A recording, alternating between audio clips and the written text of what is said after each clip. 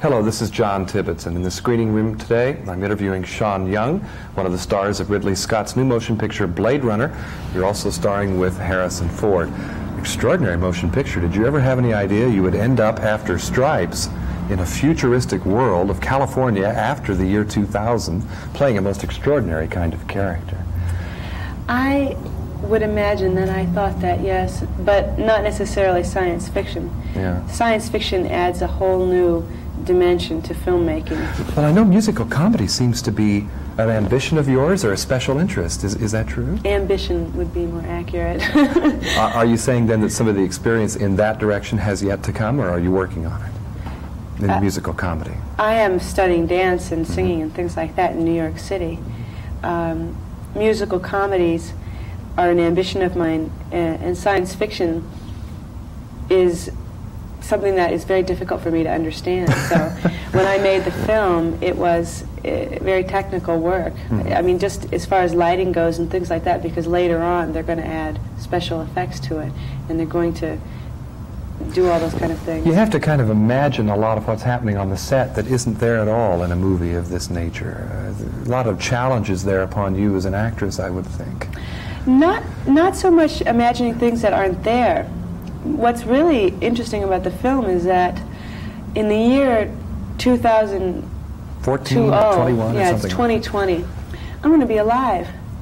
I'm going to be alive in the year 2020, and I just hope that I'm not living in a place like that when I finally get to the year 2020, because it's portrayed as more of the deterioration of our society rather than the strengthening of it. And I truly believe that my wonderful country is getting better rather than deteriorating. And Blade Runner shows you in the grip of a nightmare that, who knows, might end up coming to a lot of people in the future.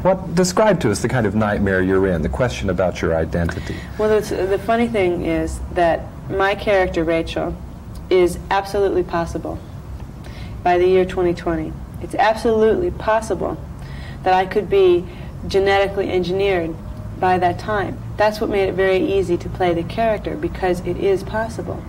Knowing that was a source of direction for me in the character. You even say to Harrison Ford, possibility here that maybe you too could be genetically engineered. Right. I mean, why not? There were times in the film when thinking about, I mean, as far as, you know, as an actress, you mull around for a long time trying to find who your character is. And you do that by yourself. You do that when you wash the dishes. I mean, you do that when you're on your own time, and it's just peacetime with your own character. And there were times when actually thinking about the fact that in the year 2020, I'm going to be alive, was sort of pin-prickling. And you're absolutely essential to the film, too, because that nightmare, as I've described, that you're in, really stands at the core of the movie. How do we really know who we are? And how do we know how much time is left to us? Now, because you have a limited lifespan here. If I have feelings, how does that make me any different than you?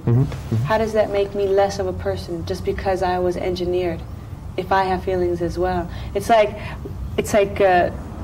an important question even now, you know, when you think about slaughtering animals and everything. I mean, there are some feelings that are aroused in a person when they watch Blade Runner, because it can affect you on many different levels as far as where our society is going and where we are as people and what we really take for granted.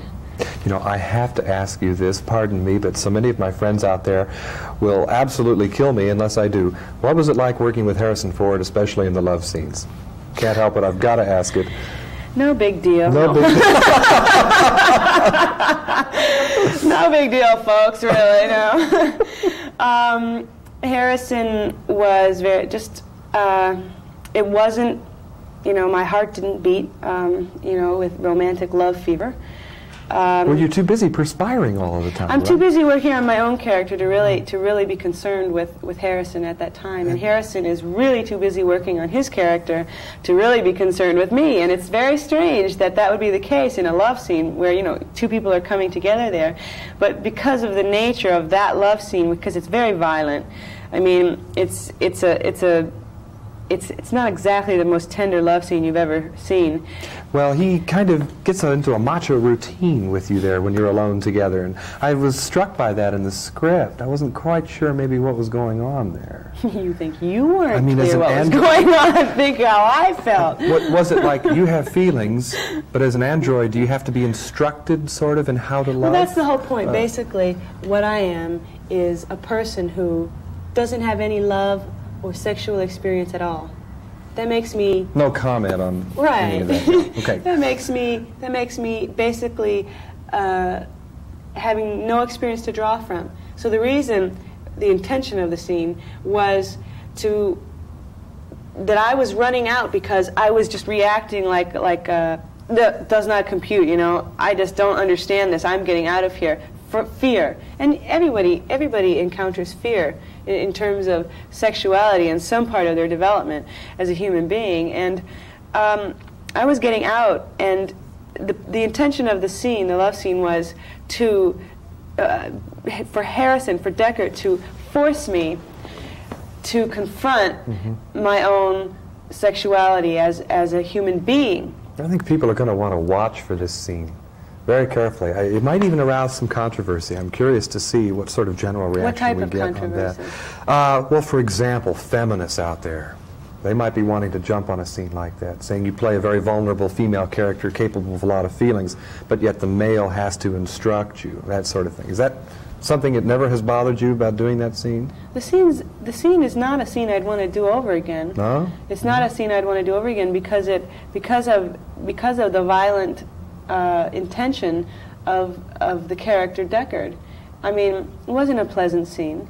It wasn't the type of scene where you go, darling. You know, I mean, that wouldn't have been appropriate in terms of that scene anyhow. So you just, it's meant to arouse that type of feeling in you. It's not exactly a real love scene. Really, you know, it's not a real love scene. Sean, we're about out of time, and I hope you'll permit me simply to say that in a film that's going to get a lot of press because of its special effects and with Harrison Ford and all of that, there's a wonderful vulnerability that you have that, for my money, really is at the core of this movie. And I want to congratulate you on a fine performance, and all of the best to you in Blade Runner. I'm John Tibbetts. Thank you very much.